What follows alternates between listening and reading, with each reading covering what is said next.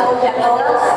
Es un honor poder presentar aquí a los expositores y comentaristas y daremos inicio con la presentación del expositor don Rodrigo Guerra López. Él es mexicano, doctor en filosofía por la Academia Internacional de Filosofía, miembro del Consejo Pontificio Justicia y Paz del Vaticano, de la Academia Pontificia Provita y del equipo de reflexión teológica de CELAM, autor de más de 30 libros sobre filosofía social, entre ellos destaca Católicos y Políticos, una identidad de retención. Actualmente es el presidente del Centro de Investigación Social Avanzada y es además asociado numerario de la Fundación Rafael Preciado del Partido Acción Nacional. Con usted, don Rodrigo, le damos la palabra. Muy buenas tardes tengan todos ustedes.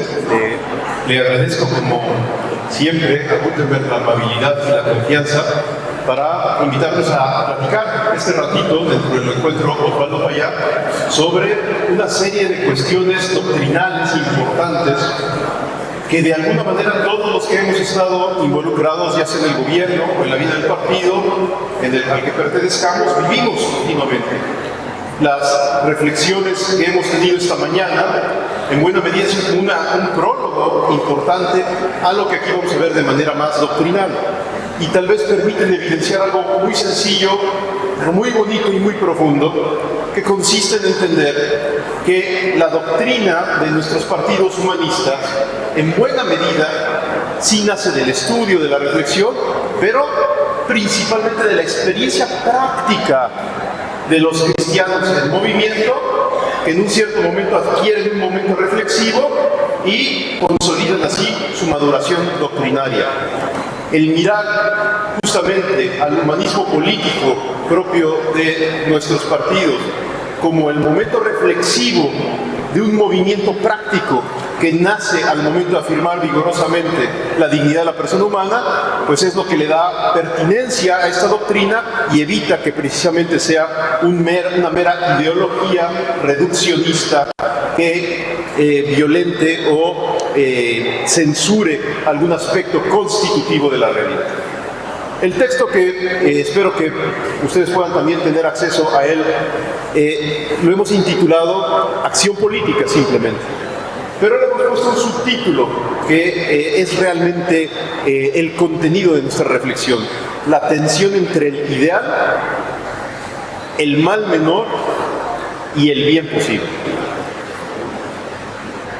Uno de los lugares comunes al momento de comenzar a explicar la historia del pensamiento político consiste en afirmar que la reflexión antigua y medieval sobre la política fue de índole principalmente religiosa y moral, mientras que la innovación que acontece gracias a Nicolás Maquiavelo y a su posteridad radica en el descubrimiento reflexivo de la pragmática de la política, es decir, de las leyes que gobiernan el uso del poder, independientemente de su dimensión ética y teológica.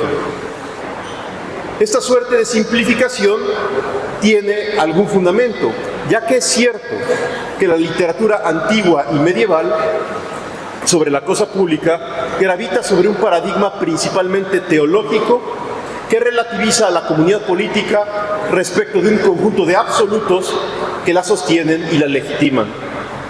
Asimismo, no es ningún secreto para nadie que la modernidad precisamente emerge como búsqueda de emancipación respecto de creencias religiosas o realidades metafísicas que, entre otras cosas, amparen los fundamentos éticos de la vida personal y del Estado.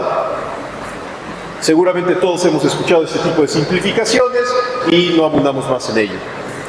Sin embargo, un examen más atento tanto de las teorías políticas modernas como de las realizaciones fácticas del poder desde el siglo XVI nos permite apreciar también los límites de esta simplificación de manual. Por una parte, existe una enorme deuda de la filosofía política moderna con el pensamiento medieval cristiano. Es imposible entender al Estado, al liberalismo, la idea de derechos subjetivos, la idea de soberanía en la modernidad, sin haber estudiado antes a Tomás de Aquino, a Duns Scoto a Guillermo de Ockham, por poner un ejemplo. Por otra parte, la propia modernidad, en la medida en que buscó lograr su emancipación, su autonomía, afirmó una peculiar ética y una peculiar teología, al menos de modo implícito.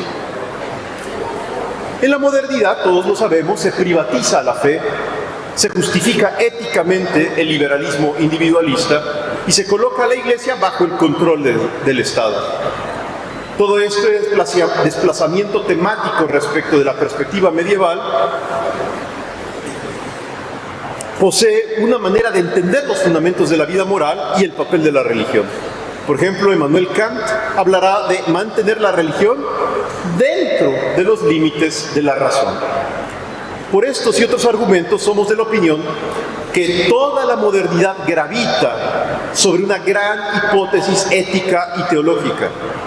Y esto es verdadero aun cuando a algunos autores pueda resultarles más o menos indigesto reconocer que el cogito cartesiano, la razón pura del propio Kant, la teoría del poder de Maquiavelo, la soberanía de Hobbes, por ejemplo, poseen presupuestos teológicos y morales precisos. Primer puntito que vamos a tratar de desarrollar de manera breve.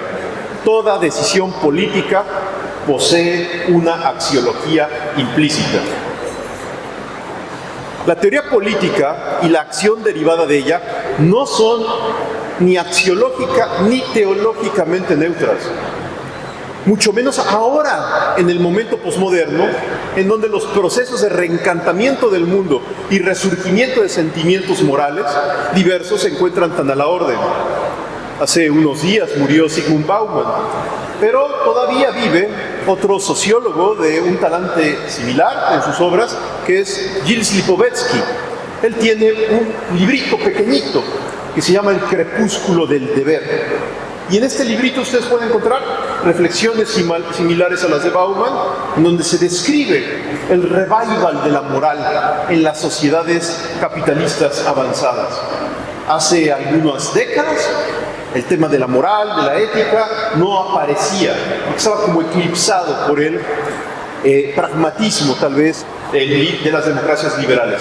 Pero hoy, prácticamente en cualquier carrera profesional, se estudiará ética de la administración pública, ética de los negocios, bioética en la Facultad de Medicina, y en los espectáculos y shows hasta de la televisión vamos a encontrar continuamente referencias éticas continuas para colectar dinero para el Teletón o para tratar de ayudar a alguna causa noble. No se diga en Facebook que está saturado de buenos sentimientos nobles.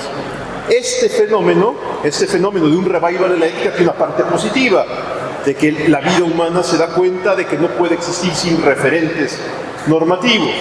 Pero al mismo tiempo hay que reconocer que es una ética peculiarísima, una ética sin responsabilidad ni sanción, más bien diseñada a tono con las exigencias de la sociedad de mercado contemporánea. En particular, la acción política, más allá de trivializaciones y frivolidades, es un lugar especial de verificación de la interrelación existente entre el ser humano real y sus referentes normativos. No quiero con esto insinuar que la acción política debe ser así, sino que de hecho, por su índole ética, buscar el bien común, el bienestar, la justicia social, y por su fuerza originaria, el involucrar el poder, siempre la acción política es así, una síntesis única de libertad y aspiración ideal, de autonomía y de referencia constitutiva a un valor, de un valor que descubro como obligante al interior de mi razón. Y como venimos insinuando, un momento vital en el que el significado definitivo de la existencia se cruza con las decisiones más contingentes y opinables, dotándolas de sentido y de una cierta iluminación y tensión. Esto sucede tanto en la realización virtuosa de la actividad política como en los momentos más deleznables de la misma. Aún en estos últimos, el ejercicio del poder hará referencia a la elección tomada y al valor abandonado. La conciencia se activará, aunque sea de modo deficiente, y dirá con su singular voz interior que las cosas tal vez debieron haber sido de otro modo. Estas observaciones nos permiten advertir que la acción política, más allá de teorías, es constitutivamente moral. Podríamos decir también que es esencialmente teológica, pero por el momento no avanzaremos por este derrotero. En toda acción política, la persona se debate entre diversas opciones, entre diversas maneras de resolver un mismo problema, entre valores en conflicto, unos invitando a proseguir en cierta dirección y otros en otra.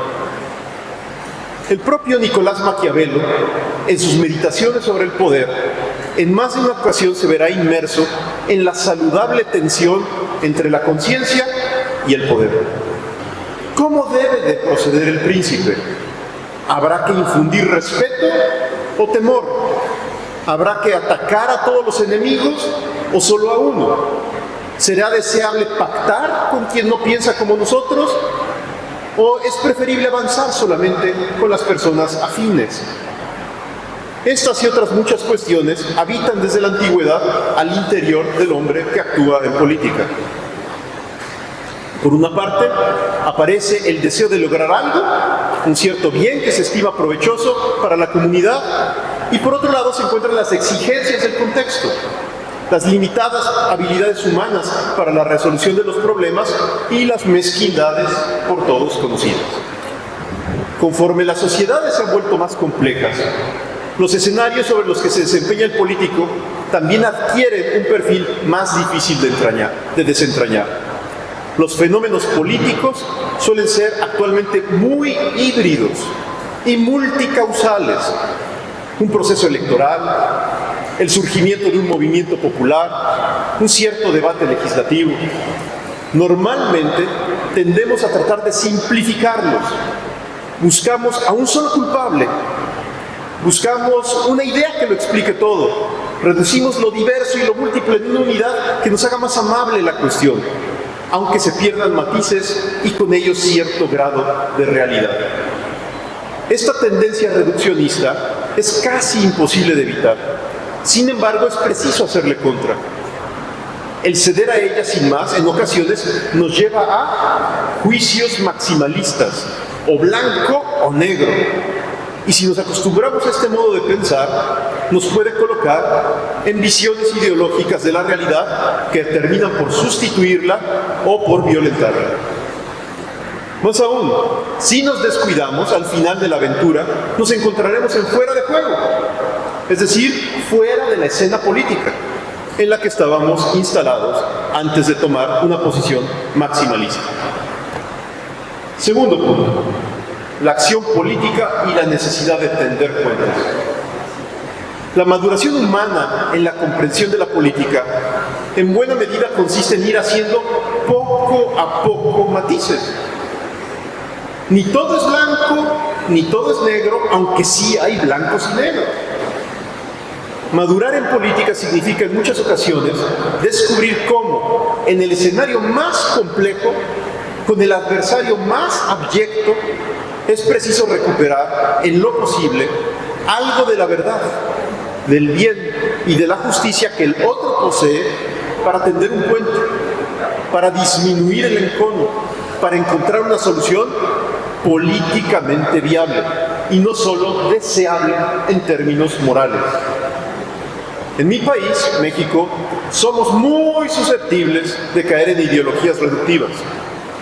En algunos sectores solemos tender a posturas maximalistas, basadas en el todo o nada, sin mirar que en ocasiones estas posturas hacen inviable la realización, aunque sea modesta, del bien al que aspiramos. Basta una cierta discrepancia, detectar una diferencia de apreciación en el otro para que la muy tenue unidad lograda se debilite y en ocasiones se pierda. Y no estoy hablando de la unidad con los enemigos, sino de la unidad entre los afines, que a veces es extraordinariamente frágil más allá de los discursos. Sin embargo, en política real, en anhelo real de construir bien común y Estado basado en la justicia y en el derecho, es preciso lograr cosas en la práctica. Es preciso construir puentes. Se requiere sumar a los diversos. La acción política en muy pocas ocasiones radica en vencer al oponente a partir de un juego de poder, sino que en muchas ocasiones la circunstancia más bien nos invita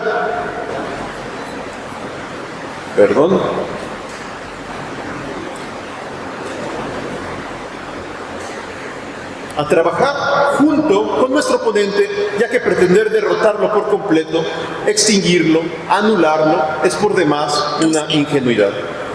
Pienso en el trabajo legislativo, en el que en muchas ocasiones el político humanista se encuentra en minoría y es preciso tomar postura sobre un asunto delicado, polémico, tal vez algo que entraña una aberración moral, jurídica o política objetiva. El encontrarse en minoría le impide al político lograr el ideal al que aspira. Alimentado por razones y pasiones, cruza en su mente la posibilidad de inmolarse. Hay que dar la batalla por el ideal, aun cuando en el intento se pierda todo. El tono heroico del gesto a implementar motiva, en ciertos escenarios, todavía aún más. La causa lo vale. Sin embargo, en algunas ocasiones, bajo esta óptica, se cancela la posibilidad de atenuar el mal en algún grado. El juego de todo o nada nos conduce, al ser minoría, muchas veces precisamente a la nada. Tercer puntito, el mal menor. Por esto es importante que nos preguntemos, ¿qué debe hacer un humanista en escenarios políticos complejos? ¿Es preciso anunciar la retirada o inmolarse cuando no es viable el ideal al que buscamos? ¿Qué caminos tenemos como alternativa si sabemos que el ideal no es políticamente viable? Una opción que rápidamente aparece en nuestra mente es optar por el mal menor. La expresión mal menor se instala con extraordinaria facilidad en la argumentación política, como si de suyo estuviera legitimada esta expresión o fuese evidente su significado y su justificación ética. El argumento del mal menor más o menos emerge así. Existen dos escenarios. En uno se visualiza un posible grave daño al bien común, a la justicia social, al reconocimiento pleno de derechos humanos fundamentales, a la seguridad de la nación. En otro, se plantea que para frustrar que suceda ese grave daño, se pueden realizar acciones sustantivas que evitarán que esto suceda, aun cuando sea preciso transigir en algunos valores fundamentales. La fuerza del argumento se suele obtener dramatizando las circunstancias, es decir, describiendo con elocuencia que existe un imperativo moral en la realización del mal menor para evitar el mal mayor. Uno está obligado a mirar cómo se realiza un gran mal o a tratar de evitarlo, optando por una acción mala que como medio se procura. Aunque tal vez sea innecesario subrayarlo en este ambiente, nótese que el escenario del mal menor, en sentido estricto, no radica en la disyuntiva entre hacer deliberadamente un mal mayor o un mal menor, sino entre dejar que suceda un mal mayor y un esfuerzo voluntario por evitarlo, basado en la implementación de un cierto mal menor que como medio frustra al primero. Otro elemento que suele acompañar este planteamiento es la situación de la conciencia, la cual se encuentra marcada por una cierta perplejidad. Para decirlo en términos coloquiales, la conciencia se ve inmersa en un callejón sin salida, o más precisamente, la conciencia posee una salida incómoda, incomodísima, pero aparentemente necesaria, en la que no es posible hacer el bien. Imaginémonos una situación ficticia que peca de ser un tanto caricaturizada. Existe un grave conflicto entre dos naciones soberanas. Una amenaza invadir a la otra. Pero existe una persona que posee información relevante que podría ser usada para evitar la invasión. El país más débil tiene la oportunidad de capturar a esta persona y extraer la información a través de la tortura. De no hacerlo, el país completo puede verse envuelto en una agresión que involucre control político, pérdida de soberanía y posiblemente numerosas muertes. Así las cosas, parece justificable el que se proceda a la captura y tortura del personaje en cuestión con el fin de evitar un desastre mayor. Al momento de discernir este proyecto de acción, alguna persona podría llegar a argumentar a favor de la misma haciendo una analogía. En la práctica médica, particularmente cuando se requiere hacer una intervención quirúrgica, se daña tejido sano para poder acceder al área enferma, por ejemplo, al tumor que se pretende extraer. Esta acción es moral aun cuando se implemente como medio el corte de tejidos y estructuras sanos, pero que se requieren mutilar para alcanzar el fin deseado, y de esta manera poner las condiciones objetivas para la recuperación de la salud. Vistas así las cosas, pareciera que la doctrina del mal menor no es un ideal de conducta, pero es un recurso necesario y justificable bajo ciertas condiciones. Espero que se haya entendido este planteamiento más o menos esquemático y un poco caricaturizado de los argumentos de mal menor. Siguiente puntito, la problemática del mal menor. Una observación atenta a la doctrina del mal menor, sin embargo, revela su debilidad y su eventual trampa. En primer lugar, el saber que un eventual mal mayor va a ser cometido no nos vuelve enteramente responsables de este, como si fuéramos los agentes que lo causan en sentido propio. Por ello, la primera observación radica en reconocer cabalmente que en la situación descrita, el mal mayor, tanto en su finalidad como en sus medios conducentes, no es deseado ni procurado por nosotros. Ahora bien, en algunas ocasiones nuestra omisión puede facilitar la realización del mal mayor, y por ello es preciso buscar una forma inteligente de combatirlo o al menos de mitigarlo en algún grado. En segundo lugar, el mal menor, es decir, la utilización consciente y libre de medios malos moralmente, como la tortura, para evitar un grave daño, nos permite observar que lo que se está realizando es un fin bueno a través de medios malos. Cuando un fin bueno se obtiene a través de medios malos, la acción humana se corrompe y se ilegitima.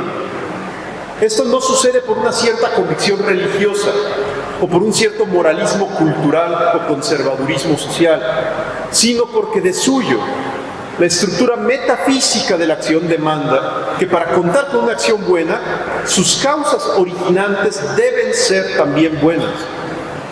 Tomás de Aquino solía decir a este respecto: bonum ex integra causa, malum ex cocunque defectum.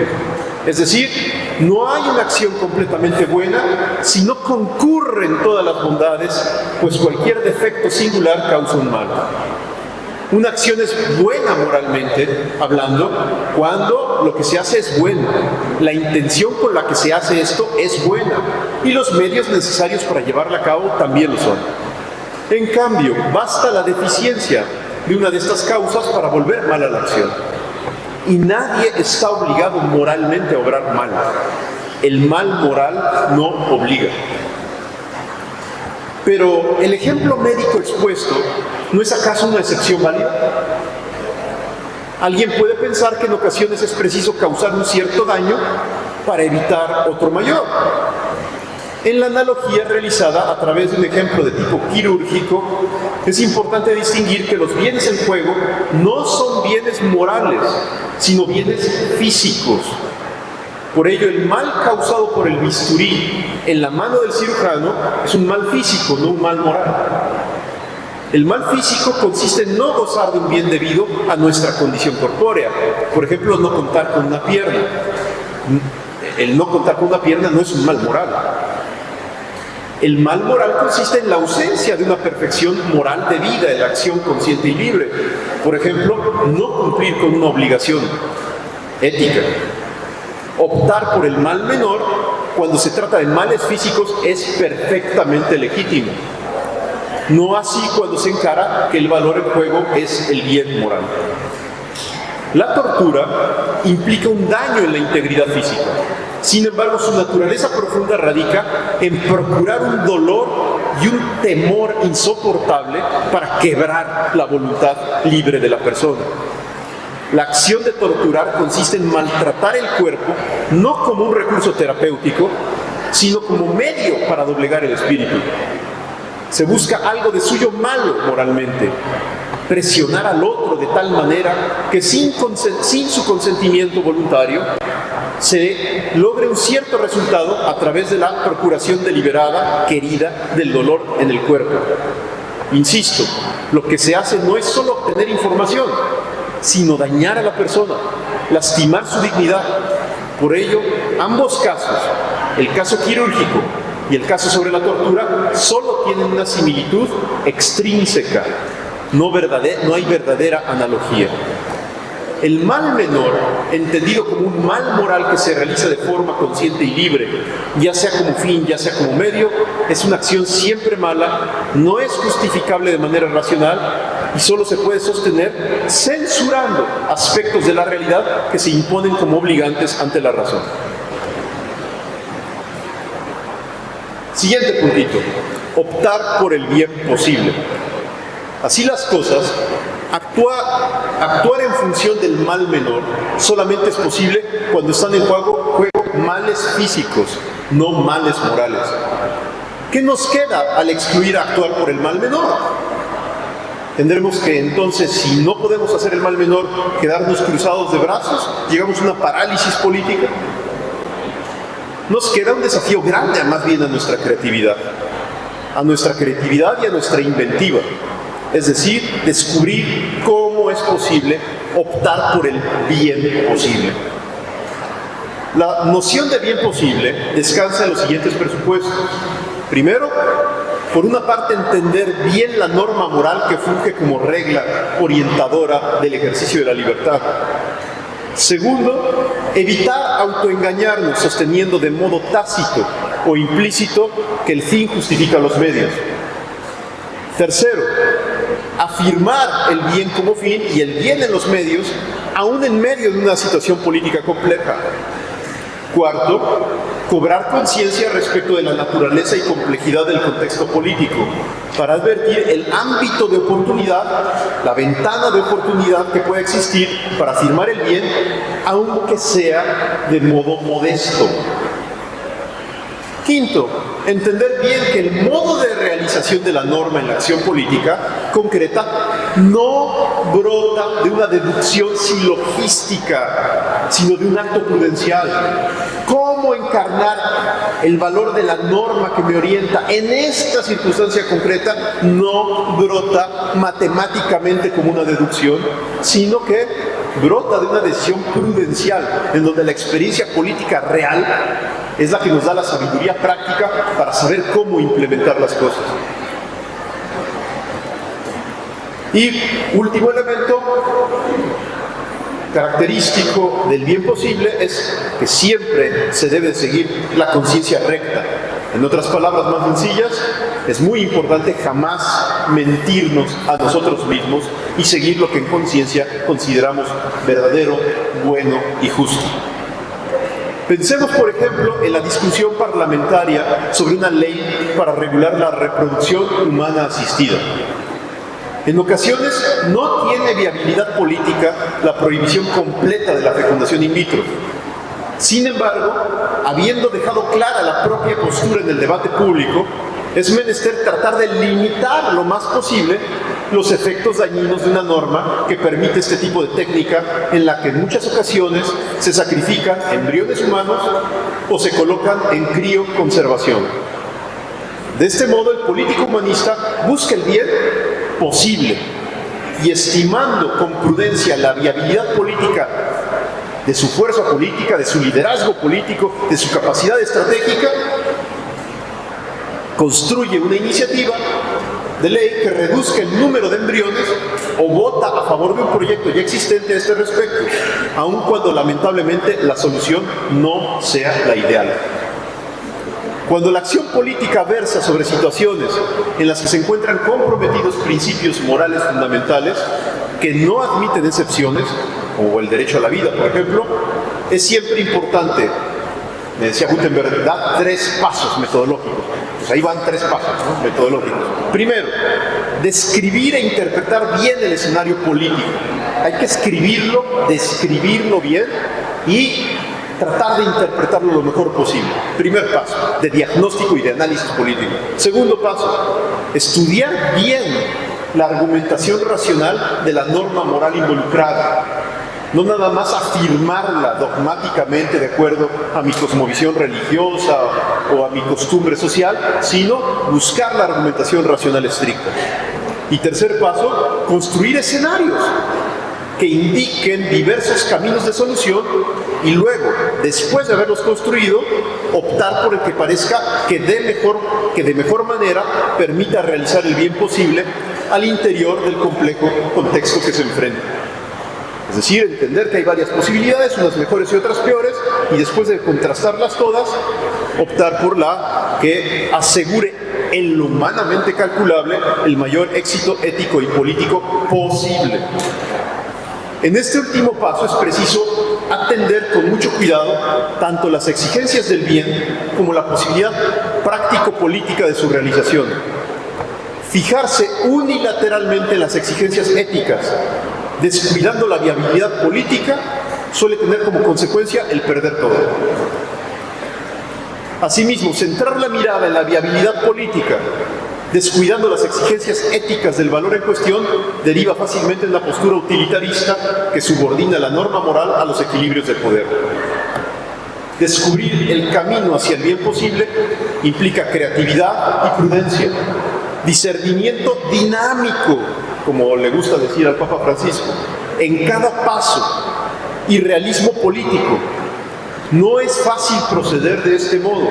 Sin embargo, es la única manera como eventualmente se abren puertas insospechadas y se construyen soluciones orientadas hacia el verdadero bien común. Punto último de mi exposición: hacer el bien nunca es estéril. Al meditar en estas cosas, recuerdo con gran afecto a Juan Pablo II. En su enseñanza aparecen continuamente normas morales importantes. Respetar siempre a la persona como fin y nunca usarla como medio, ser todos corresponsables de todos, gozar de la sexualidad en el marco del auténtico amor humano fiel y responsable, etc. Este Papa, tan sensible a estos valores, también era un hombre de acción, que avanzaba lentamente, en ocasiones posponiendo el intento de alcanzar un éxito total en el corto plazo, con tal de consolidar el camino paso a paso hacia el futuro. Es decir, Juan Pablo II no era maximalista desde el punto de vista de su acción política. Tanto en cuestiones intereclesiásticas como en grandes acciones concernientes al nuevo orden político internacional, Juan Pablo II fue un gran maestro. Al inicio de su encíclica Centesimus Annus, nos dice algo que tal vez pueda inspirarnos precisamente en el tema que nos ocupa. Dice así en el número 3 de Centesimus Annus: de tales cosas que, incorporándose a la tradición, se hacen antiguas, ofreciendo así ocasiones y material para enriquecimiento de la misma y de la vida de fe, forma parte también la actividad fecunda de millones y millones de hombres y mujeres, quienes a impulsos del magisterio social se han esforzado por inspirarse en él con miras al propio compromiso en el mundo.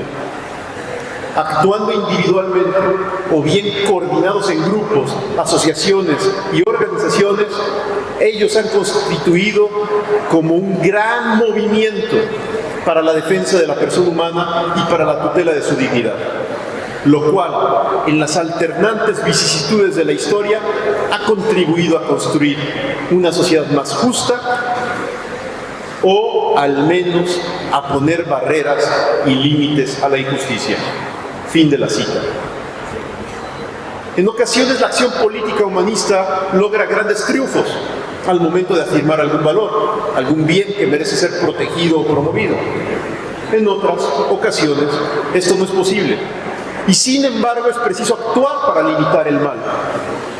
Estas acciones aparentemente poco atractivas son importantes, ya que por una parte evitan el mal o la injusticia que parece querer instalarse, pero además fortalecen el ethos cualitativo de los pueblos que requiere de acciones buenas, aun cuando éstas sean modestas y no logren toda la eficacia política deseada.